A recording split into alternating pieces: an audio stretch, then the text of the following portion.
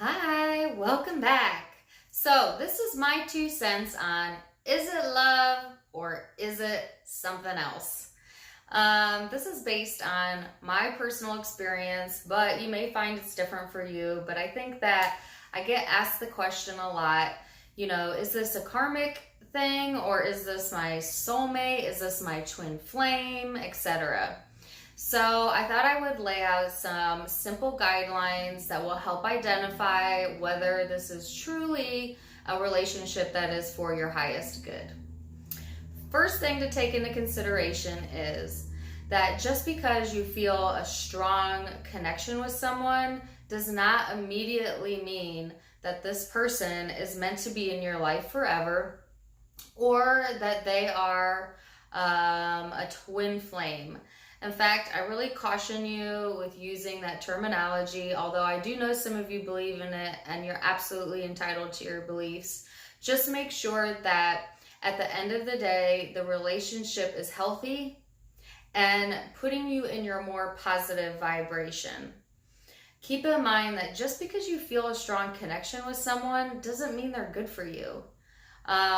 So to give you an example, I have had relationships in my life where I have felt an immediate connection with someone, or I have quickly identified or recognized that they were one of my soulmates.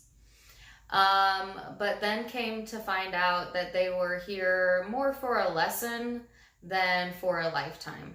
Okay? And yes, you have more than one soulmate in your life. In fact, you have many, many soulmates in your life. You have intimate soulmates. You have soulmates that are family. You have soulmates that are friends. To me, soulmates is an overused word, but essentially the definition is, anybody that you feel a deep connection with and anyone that kind of is in your bubble. You know what I'm saying? Sometimes soulmates come into our life to help change us or for us to help change them, and then they leave. Sometimes you get to keep them in your life forever and you grow and change with each other over time. But it doesn't make one any less of your soulmate than the other one. So it's important to be able to identify the difference. Generally, here's how I went about doing it. So like I said, I've had people come into my life where I have felt instant connections with them.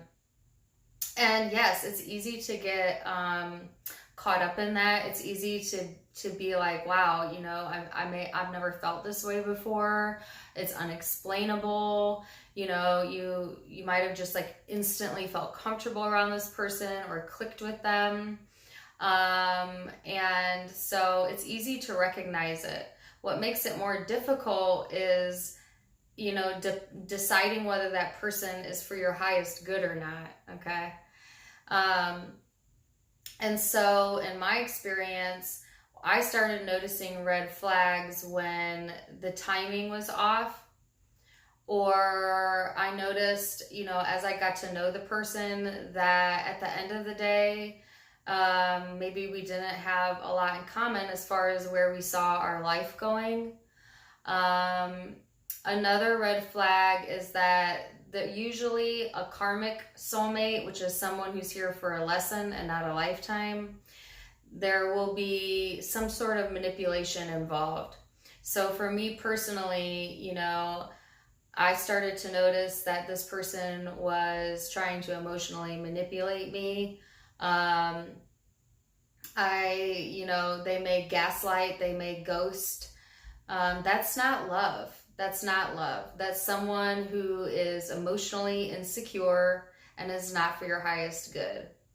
Okay, so a key difference between a lifetime partner and a karmic soulmate would be you start to see those red flags. Now, a lot of people ignore those red flags at first because they can't get over the connection.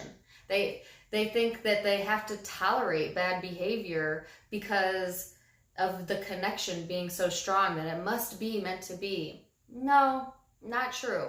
The connection is there so that you recognize that this person is important to your life. Not that they're meant for your life, but important. So you have to feel the relationship out to really get a sense of, is this good for me or not? Okay, so once I started recognizing like red flag after red flag after red flag, the timing was off, there was deception, there was manipulation going on. I started to notice changes in myself where I started like feeding off the more negative parts of myself. So I started getting stressed out. I started, going into like a depression. I started seeing more of the negative.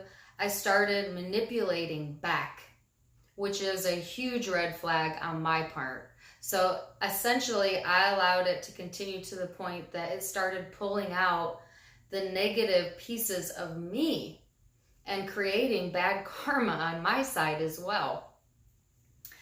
And so at that point, if you have recognized those red flags, then that's the point you need to stop yourself and say, okay,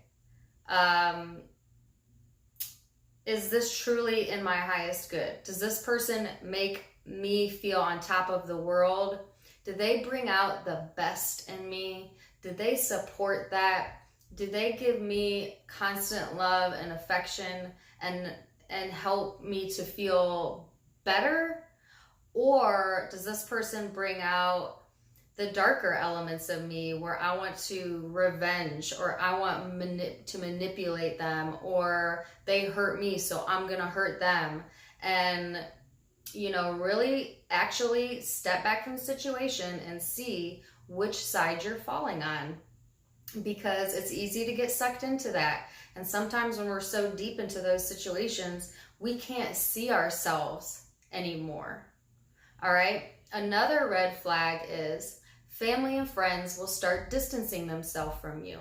People that you have felt close to your whole life, all of a sudden will start breaking away from you when you're in a toxic relationship. Why? Because they can see clearly what you can't see. And usually that really frustrates the people who love you because you can't see it. And a lot of times people won't listen because they feel that damn connection that they're willing to burn every bridge around them for it, only to come to find out that that connection wasn't for them for their life. It was for them to learn discernment and learn boundaries and learn what's good for them and what's bad for them.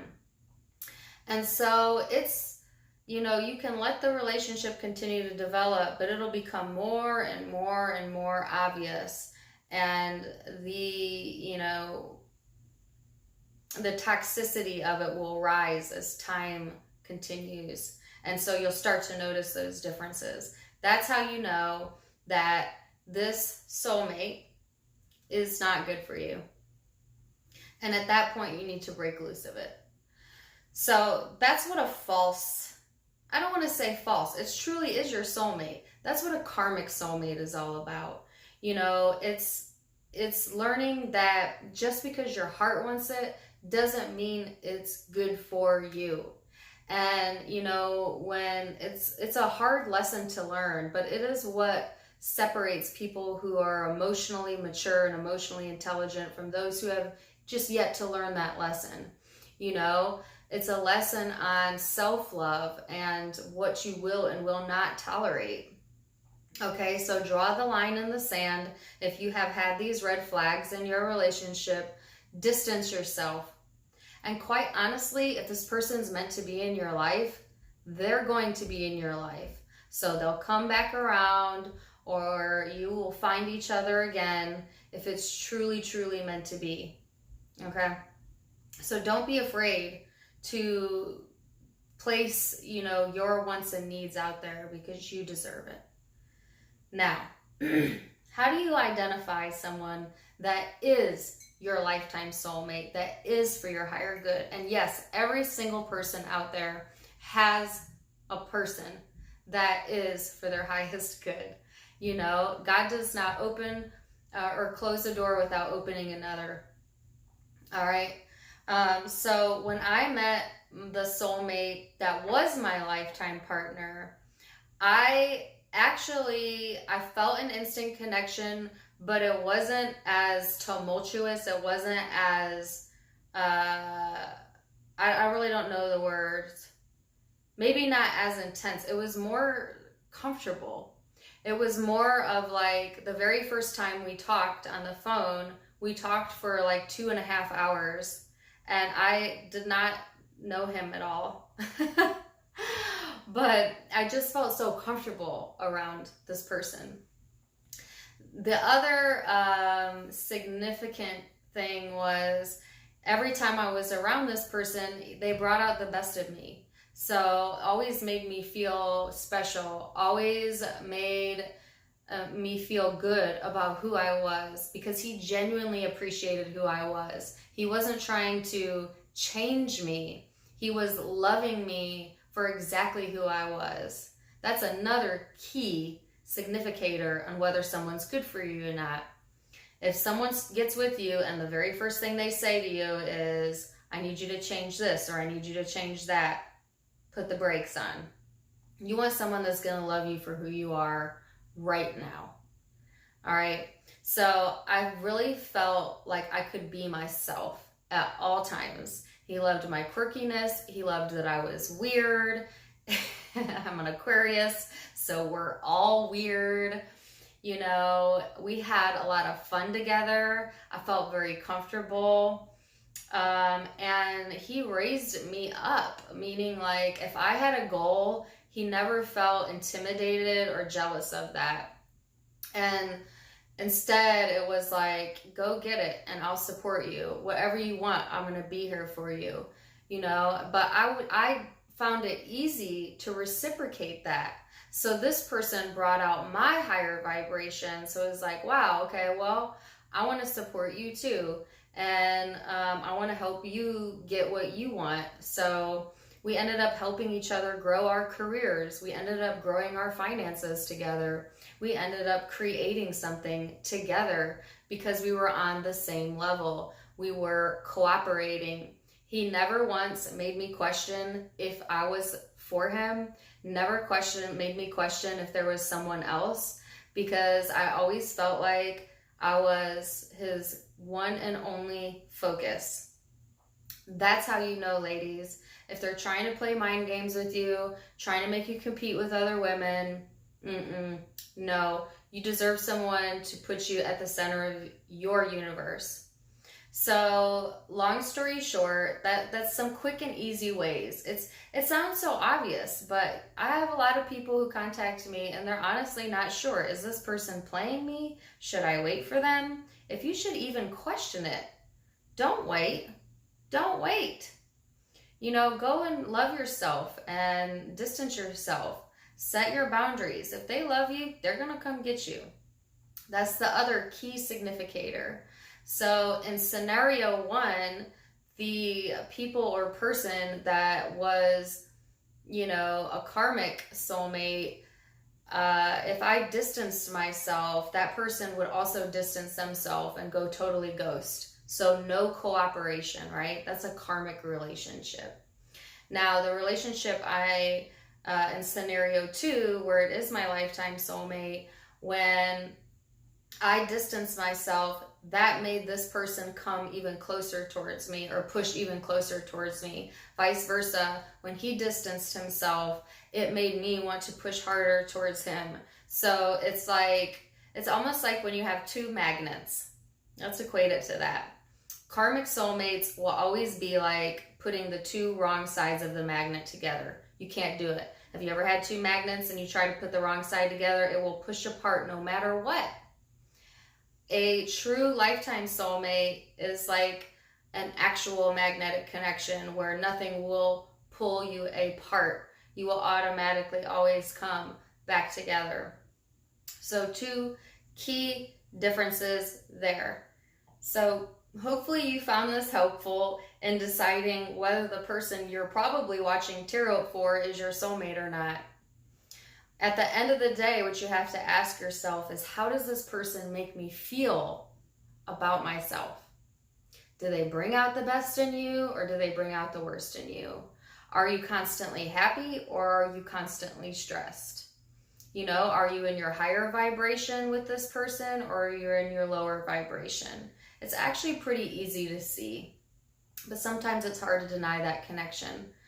But that's why we have lessons. And for every lesson comes a blessing. So don't worry. If you do have a karmic soulmate, let them go, because your lifetime soulmate is waiting just around the other corner. I hope you found this helpful. I love you so much. Thank you for watching. Catch me later. And namaste, my friends. Bye.